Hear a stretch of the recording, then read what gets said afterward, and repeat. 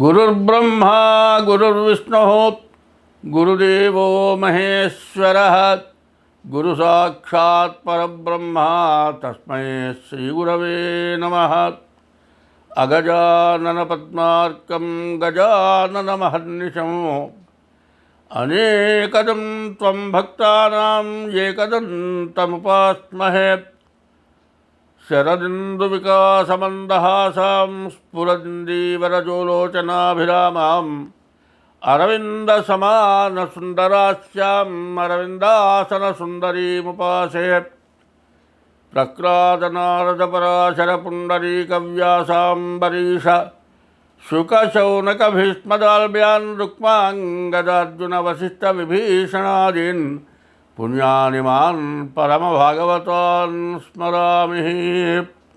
2024 September నెల 1వ తారీఖు నుండి 30వ తారీఖు వరకు మాస ఫలితాలు చెప్పుకున్నాం. అయితే ఇదంతా కూడా జాతక భాగం. జాతక భాగంలో రాశి ఫలాలు చెప్పుకుంటున్నాం. ఈ రాశి ఫలాలు ఏమిటాయంటే జన్మ నక్షత్రాన్ని బట్టి రాశి ఫలం వస్తుంది. ప్రతివాళ్ళు తన పేరును బట్టి నాది ఫలానా రాశి అండి అంటున్నారు. ఏదో ఇష్టం వచ్చిన పేరు పెట్టితే అది రాశి కాదు ఒకటి. తర్వాత జన్మ నక్షత్రాన్ని బట్టి వచ్చేదేమో గోచారం, జన్మ లగ్నం పుట్టిన టైంను బట్టి వచ్చేది గ్రహచారం అంటారు. 2 ఉంటాయి. ఈ 2 కాక 3వది పోతుందండి. కొంత మనం ధర్మమైన సంపాదన అధర్మమైన సంపాదన 2 ఉన్నాయి. అధర్మమైన సంపాదన వల్ల మనకు గ్రహచారాలు గోచారాలు వస్తున్నాయి. ఈ పాపం వల్ల బాధలు పడుతున్నాం. ఈ పాపం వల్లే సమస్యలు వస్తున్నాయి. కాబట్టి ఈ పాపం ఏమిటో ముందు ఒక్కసారి చెప్పుకుందాం. అది చెప్పుకొని మరి జాతకాలు చూపించుకోవాల్సిందే, జాతకాలు చూడాల్సిందే, దైవాన్ని పూజించాల్సిందే, దైవాన్ని నమ్మాల్సిందే. దైవం అనేవాడు ఖచ్చితంగా ఉన్నాడు. జ్యోతిష్యం అంతకంటే ఖచ్చితంగా ఉన్నది. ఇందులో లేనిది ఏమీ లేదు. కానీ ఆశ అనేది దొడ్డది, దురాశ. ఆశకి మితమైనటువంటి ఆశ కావాలి. తర్వాత ఎంత సంపాదించినా రోజు తినే ఆహారం కోసం తప్పితే సంపాదించిన మొత్తం మనం తింటామా? లక్షలో కోట్లో సంపాదించాం, అది మొత్తం తింటామా? మనం తినం.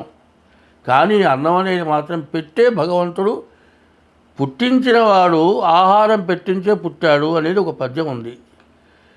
అడవి పక్షులకెవ్వడాహారమిచ్చెను, మృగజాతికెవ్వడు మేత పెట్టే, వనచరాదులకు భోజనమెవ్వడిప్పించే, చెట్లకెవ్వడు నీళ్లు చేతిపోసే, స్త్రీల గర్భంబున శిశువునెవ్వడు పెంచే, పనులకెవ్వడు సంగె పరగపాలు, జీవకోట్లను పోషింపనివి కానీ వేరే ఒక దాత లేదయ్య వెతకి చూడ.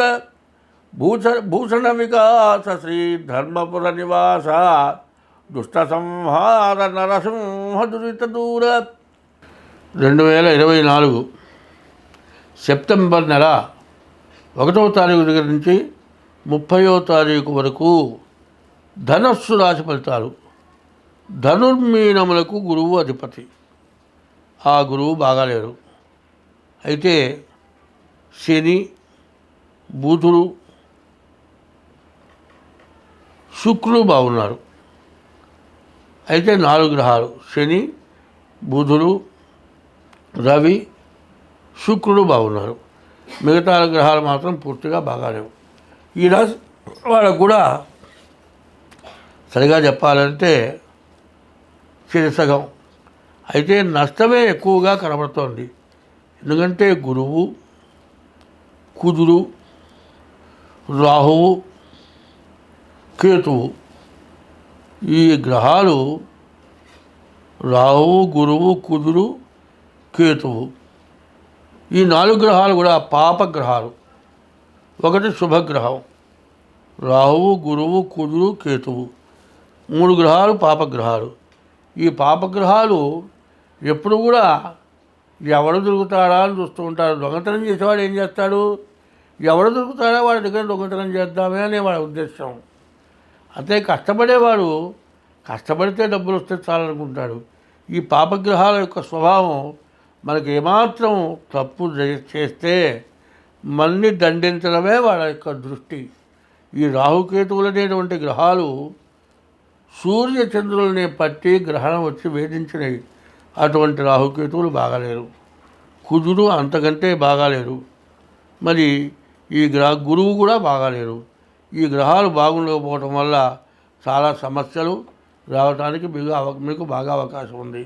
ఒకటి బాగా గుర్తుపెట్టుకోండి, ఇది శ్రావణ మాసం. ఈ శ్రావణ మాసంలో ఈశ్వరుడికి అమ్మవారికి ప్రీతైనటువంటి రోజుల్లో ఈ రోజుల్లో ఎవరి జాతకం బాగుండలేదని చెబుతున్నానో, ఏ రాశి బాగాలేదు అని చెబుతూ ఉన్నానో ఆ రాశి వాళ్ళు మీ డేట్ ఆఫ్ బర్త్ ద్వారా ముందు మీ జాతకం చూపించుకోండి. ఈ జాతకం చూపించుకొని ఆ జాతక రీత్యా ఏ దోషాలు ఉన్నాయో ఆ దోషాలు పోవటానికి దానికి తగిన పూజలు చెబుతాము. మేము కూడా మీకు కావాలంటే మీ జాతకం మేము చూసి ఆన్లైన్లో మరి దాదాపు ఇండియాలో ఎక్కడి నుంచి అయినా సరే ఫోన్లు చేస్తూనే ఉన్నారు. ఇతర దేశాల నుంచి కూడా ఫోన్లు వస్తాయి, మాకు చెబుతూ ఉన్నాం. కానీ ముందు మీ జాతకం చూపించుకోండి. మీ జాతక రీత్యా ఏముందో చెబుతాము. అవసరమైతే మీకు ఆన్లైన్లో జాతకం చెప్పడం జరుగుతుంది. దానికి పరిష్కారాలు ఇక్కడ చేయడం జరుగుతుంది. ప్రతి నెలలో కూడా ఒక దేవతా పూజ ప్రత్యేకించి జరుగుతూ ఉంటుంది. ఒకటి నవనాగుల పూజ, ఒకటి మరి సప్తశతి, ఒకటి మంజూరు పాశుపదం. ఇట్లా ప్రతి నెల ఒక రకమైనటువంటి దేవతా పూజలు జరుగుతూ ఉంటాయి. ఇట్లాంటి జాతకాల్లో ఎవరికి ఏ పూజ అవసరమో ఆ పూజ మీ గోత్రనామాలతో చేస్తాం. మీరు వచ్చి చేసుకున్నా చేసుకోవచ్చు. మీరు రాలేకపోతే మీ గోత్రనామాలతో ఇక్కడ చేయడం జరుగుతుంది. కాబట్టి ఈ రాశి వాళ్ళు చాలా జాగ్రత్త పడాలి.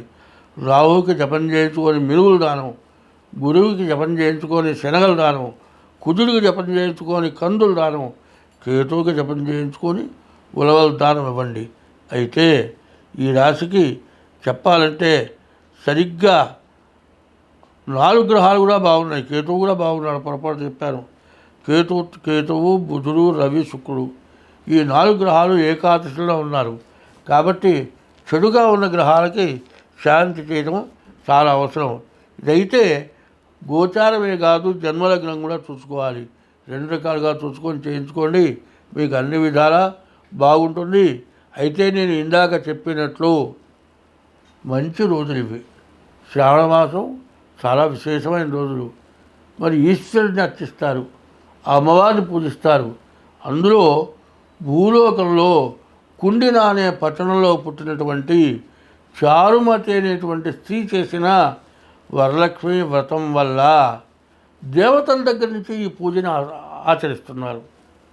అటువంటి పవిత్రమైన ఈ శ్రావణ మాసంలో మీ జాతకరీత్యా చూపించుకొని, మీ జాతకం చూసుకొని, మీ జాతకరీత్యా ఉన్నటువంటి దోషాలు పోవటానికి తగిన పూజలు చేసుకుంటే, ఇప్పుడు ఈ రోజుల్లో ఎట్లా ఉందంటేనండి, సంపాదించడమే చాలా కష్టంగా ఉంది.